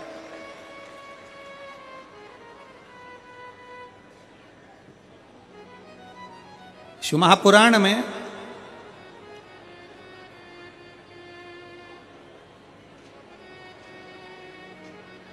एक रावण संहिता के अंतर्गत 4 तिलक का वर्णन आता है, थोड़ा सावधानी से सुनिएगा। 4 तिलक का वर्णन रावण संहिता के अंतर्गत आता है, और अथर्ववेद में भी कुछ वृक्षों की फल पत्ती का वर्णन आता है, उसका भी स्मरण इस कथा के माध्यम से। पहले नंबर का तिलक होता है सफेद आंकड़े की जड़ का तिलक। सफेद आंकड़े की जड़ का तिलक। सफेद आंकड़े की जड़ देखिए, आप लोगों ने सफेद आंकड़े का पुष्प देखा है? हम आस्था चैनल वालों से भी निवेदन करेंगे कि कथा में जिस जिस तिलक का वर्णन किया जाए उसके पौधे का दर्शन भी कराएं, जिससे लोगों को मार्गदर्शन मिले कि कौन सा पौधा बोला जा रहा है। सफेद आंकड़े की जड़ का तिलक, और यही सफेद आंकड़े की जो जड़ होती है संतान प्राप्ति के लिए तुम रुकेश्वर का नाम लेकर कमर में लाल धागे में बांधा जाता है, जैसा आप लोग पहले कथाओं के माध्यम से श्रवण कर चुके। एक होता है पहले नंबर पर सफेद आंकड़े की जड़ का तिलक। ये क्या काम आता है और किस लिए लगाया जाता है? तो शिव महापुराण की कथा कहती है, जिस दिन आपको लगे कि मुझे इस कार्य के लिए जाना है और ये मेरा कार्य सफल होना चाहिए, ये कार्य मेरा रुक रहा है, इस कार्य में बाधा आ रही है, ये कार्य मेरा अटक रहा है, उस दिन सफेद आंकड़े की जड़ को थोड़ा सा घिसकर, और घिसने के बाद उसको अष्ट विनायक में से किसी भी एक विनायक श्री गणेश जी का नाम लेकर अपने मस्तक पर थोड़ा सा तिलक उस सफेद आंकड़े की जड़ का लगाकर चले जाइए। वो कार्य आपका सफल होकर ही रहेगा, भले 8 दिन लग जाएं, 10 दिन लग जाएं, पर सफलता उस कार्य में मिलती जरूर। पहले नंबर पर आता है सफेद आंकड़े की जड़ का तिलक। दूसरे नंबर पर अपामार्ग की बीच का तिलक। अपामार्ग एक पौधा होता है, आप लोग टीवी पर उसका दर्शन कर रहे होंगे, एलईडी पर आप देख रहे होंगे। अपामार्ग की जड़ का अर्थात अपामार्ग का जो पौधा होता है उसका जो बीज होता है, जैसे आप ऊपर लगा हुआ देख रहे हैं, इसमें बीज लग रहा है, पौधे को आप लोग देख रहे होंगे टीवी पर, एलईडी पर, एलईडी भी चल रही है, एलईडी पर भी देख रहे होंगे कि ये अपामार्ग का जो पौधा होता है ये आपको आपके घर के आसपास में कहीं पर भी मिल जाएगा, जंगल में मिल जाएगा, आपके घर के पास लगा हुआ मिल जाएगा, ये हर कहीं लग जाता है। अपामार्ग का जो पौधा होता है, इसका जो बीज होता है, इसका जो फल होता है, फल में जो बीज होता है, इस बीज को सुखा लिया जाता है, सुखाकर इसको पीस लिया जाता है और पीसकर इसको जहां पर भगवान शंकर का शिवलिंग है, शिवलिंग का जल बहकर जहां से नीचे गिरता है, उसको समझ लें, थोड़ा सा आप लोग ध्यान में आ जाएगा आप लोगों के।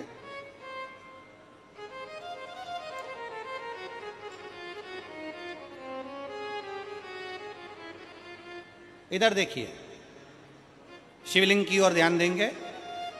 यहां जो व्यासपीठ के सम्मुख में शिवलिंग बना है, यह शिवलिंग, और शिवलिंग के सामने से जो जल बहकर जो जल नीचे की ओर आ रहा है, शिवलिंग के सामने से जल बहकर जो नीचे की ओर आता है, ये जो भाग होता है, इस भाग पर अपामार्ग का जो बीज होता है सूखा हुआ, जिसको आपने पीसा है, उसको यहां लगा दिया जाता है, उसी को वापिस लेकर आया जाता है और उस बीज का जो चंदन होता है, जिसको अपन पानी में मिलाकर सिर पर लगाते हैं, कोई व्यक्ति आपका अगर धन लेकर चले गया, कोई व्यक्ति आपकी संपदा लेकर चले गया, कोई कार्य आपका बहुत दिन से कोर्ट में, अदालत में चल रहा है, लगभग 1 महीना इसका तिलक लगाना चालू कर दीजिए, दूसरे महीने में आपका धन आपके घर पर जरूर आएगा और आपका कार्य पूर्ण जरूर होगा। अपामार्ग का बीज का चंदन तिलक, अपामार्ग का तिलक हमें सुख प्रदान करता है। तीसरे नंबर पर होता है दुर्वा। क्या बोलते हैं इधर छत्तीसगढ़ में, दुर्वा बोलते हैं कि घास बोलते हैं?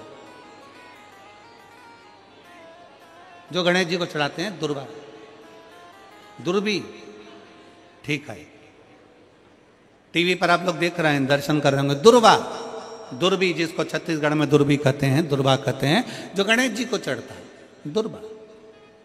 अब आप सबको स्मरण में तो होगा कि दुर्वा कहां से प्रकट हुई है, तो शिव महापुराण की कथा में विष्णु पुराण को अगर हम अध्ययन करें तो विष्णु पुराण का स्मरण करेंगे, या कूर्म पुराण को पढ़ेंगे तो उसमें मिलेगा कि भगवान जब सुमेरु पर्वत को मंथन के लिए रखा गया था, तब वो पर्वत नीचे दबता जा रहा था, तब कच्छप भगवान अपनी पीठ पर उस पर्वत को धारण करे थे। कच्छप भगवान जब पीठ पर धारण करे तो समझ लो भगवान नारायण की जंघा पर ही वो पर्वत रखा हुआ था, जिसको घर्षण किया जा रहा था, घर्षण किया। वो पर्वत जैसा जैसा घसा रहा था, रोम गिर रहे थे, उसी रोम की दुर्वा का भाव हमारे शास्त्रों में आता, उसी से दुर्वा की उत्पत्ति मानी। दुर्वा गणेश जी को प्रिय है, और दुर्वा का फल कितना है? दुर्वा का फल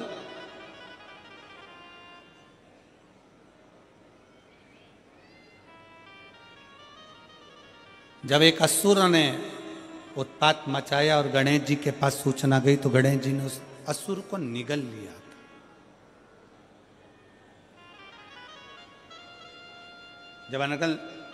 जब देखा, अनायास उस असुर की ओर देखा, तो भगवान गणेश जी ने उसको निगल कर अपने गर्भ में, अपने पेट में उसको धारण कर, अंदर ज्वाला उत्पन्न हुई। भगवान शंकर ने एक दुर्वा गणेश जी को दी, उन्होंने पाई, अंदर बैठा हुआ असुर समाप्त हो गया।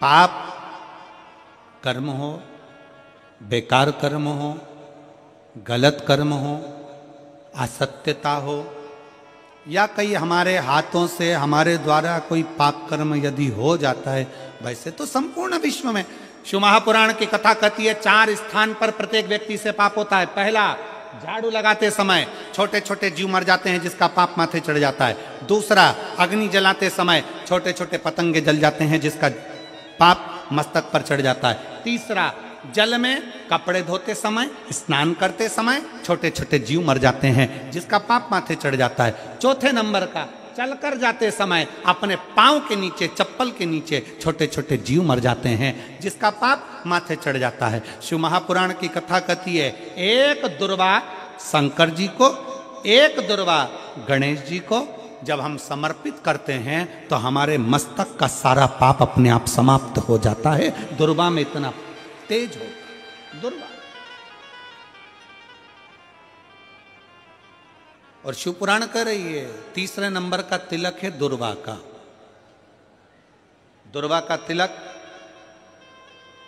दुर्वा को चढ़ी हुई जब छोटी सी दुर्वा लेकर उसको सूखने के बाद भस्म बनाकर शंकर को चढ़ाकर उस भस्म को लाकर मस्तक पर यदि तिलक लगाया जाए, उस दुर्वा का तिलक यदि मस्तक पर लगाया जाए, कोई व्यक्ति तुमसे कह दिया कि तेरे बस का ये नहीं है, कोई ने कह दिया तू ये सरकारी नौकरी पा ही नहीं सकता, कोई ने कह दिया कि तू ये काम कर ही नहीं सकता, तू मकान बना ही नहीं सकता, कोई ने कह दिया तेरी दुकान चलेगी ही नहीं चाहे कितनी खोल ले, अगर आपका कोई आत्मबल नीचे गिराता है तो 20 दिन तक दुर्वा का तिलक यदि मस्तक पर लगाया जाए तो आत्मबल भी बढ़ता है और कार्य सिद्ध होता है। ये दुर्वा तिलक की महत्व। चौथे नंबर पर आता है बेलपत्र की जड़ का तिलक, जिसको हम पहले भी कथाओं में बोल चुके हैं कि बेलपत्र कि मिट्टी का भी अगर तिलक लगाया जाए, बेलपत्र के नीचे की मिट्टी का भी अगर तिलक लगाया जाए तो वो भी फल देता है। तो बेलपत्र की जड़ का तिलक तो बहुत मूल है। कभी मान लो कहीं बेलपत्र की जड़ ऐसे नहीं निकालना चाहिए, बेलपत्र हरा भरा रहे तो कभी उसकी जड़ नहीं निकालनी, कभी भी। मान लो कोई बेलपत्र का वृक्ष सूख गया, कोई बेलपत्र का वृक्ष अगर सूख गया है, उसकी अगर जड़ मिल गई है तो उसको घिस कर उसका चंदन बनाकर शिव का लेपन कर उस चंदन को अपने मस्तक पर भी धारण कर सकते।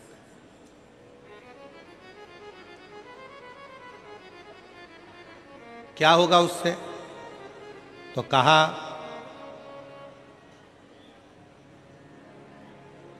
किसी व्यक्ति को कोई कार्य के हेतु आपने बोला है और वो व्यक्ति कार्य से इनकार कर रहा है, मना कर रहा है कि ये मेरे बस का नहीं है, मैं नहीं करूंगा, उठाओ तुम्हारी फाइल लेकर जाओ यहां से, ये मैं नहीं करूंगा। तुम्हें लग रहा है कि ये केस मुझे जीतना है और मैं सत्य हूं और मेरा केस मुझे जीतना है और असत्यता भारी पड़ रही है, झूठ भारी पड़ रहा है, उस समय पर बेलपत्री का चंदन का तिलक या बेलपत्री के वृक्ष की मिट्टी का तिलक व्यक्ति को सफलता जरूर देता है। उस तिलक को धारण जरूर करना चाहिए, उस तिलक को जरूर धारण। बेलपत्र का तिलक, बेलपत्र की मिट्टी का तिलक, बेलपत्र के वृक्ष के नीचे बैठकर करा गया भजन, बेलपत्र के वृक्ष के नीचे बैठकर करी गई साधना, बेलपत्र के वृक्ष के नीचे बैठकर करी गई आराधना हमें फल प्रदान करती। और मैं संपूर्ण देशवासियों को इसके लिए बहुत बहुत साधुवाद देता हूँ, बहुत बहुत बधाई देता हूँ कि जब वृक्षारोपण कराया जाता है विठले सेवा समिति द्वारा, सारे शिव भक्त अपने अपने क्षेत्र में बेलपत्री का पौधा लगाते हैं और बेलपत्री के वृक्ष को बड़ा करते हैं। उसके लिए आपको साधुता देते हैं, साधुता। अपने जीते जी अपने जीवन काल में प्रयास जरूर करो कि बेलपत्री का पौधा जरूर लगाया जाए, क्योंकि जब हम भोले बाबा के भगवान शंकर के चरणों में जाएं तो शिव कृपा करें, शिव करुणा करें।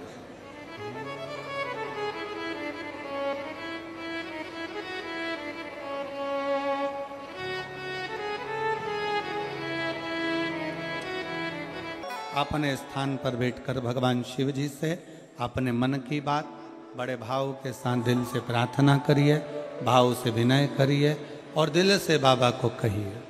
जहाँ जगह मिले वहाँ बैठकर भाव से बाबा को विनय करो, निवेदन करो। बड़ी दूर दूर से आप लोग आए हैं, 100, 200, 500 रुपये खर्च कर कर बाबा के इस पवित्र कथा को श्रवण करने के लिए पहुँचे हो।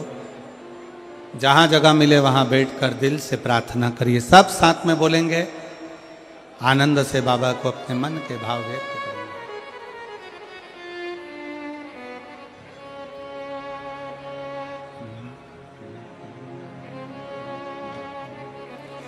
श्री शिवाय नमस्तुभ्यं।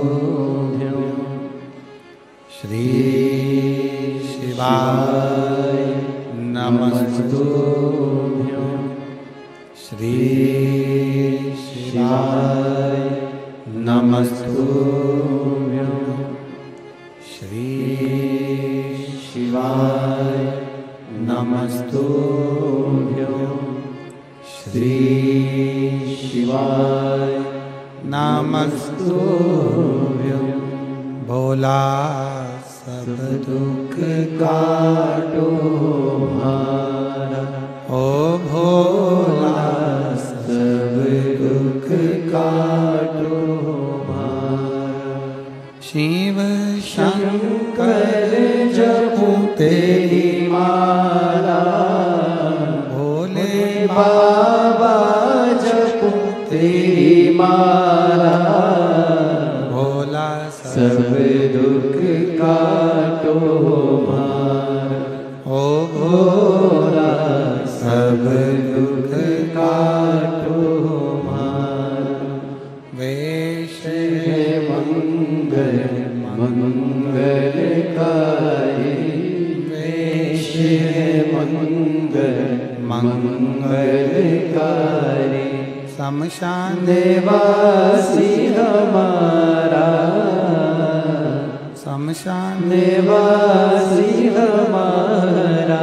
ओ भोला सब दुख काटो हमारा, ओ भोला सब दुख काटो हमारा।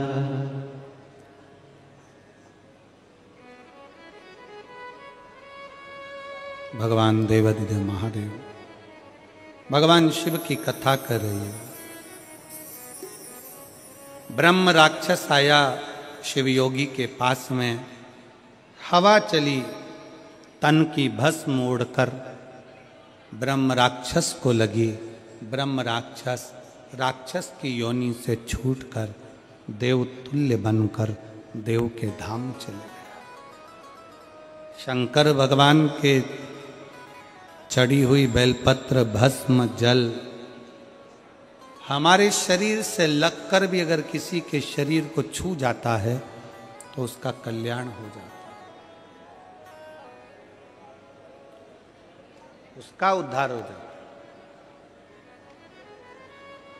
और मैं तो देवांगन जी आपको धन्यवाद देता हूं कि ये 2024 के विराम पर जो आपने कथा करवाई है, ना जाने कितने जीवों का कल्याण कर दिया है।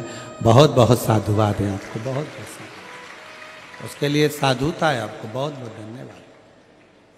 ये शिव कृपा से, ये शंकर की कृपा से, शंकर की उदारता से, शंकर की करुणा से होता।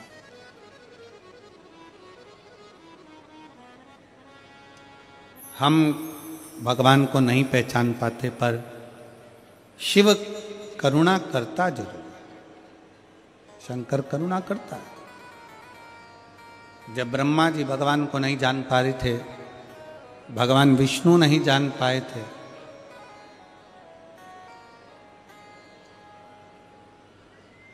तब ब्रह्मा जी को सृष्टि की रचना का भार देने के लिए, सृष्टि की रचना का क्रम समझाने के लिए, सृष्टि की रचना का क्रम दिखाने के लिए स्वयं शंकर भगवान अर्धनारीश्वर का रूप धर लिए। हमारे बीच में अर्धनारीश्वर भगवान पधार रहे हैं। एक बार जोरदार ताली बजाकर उनका स्वागत वंदन।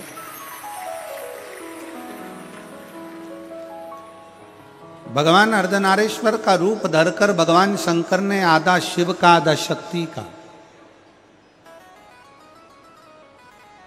आधा शंकर का आधा पार्वती का आधा शिव का आधा शक्ति का स्वरूप धारण करा।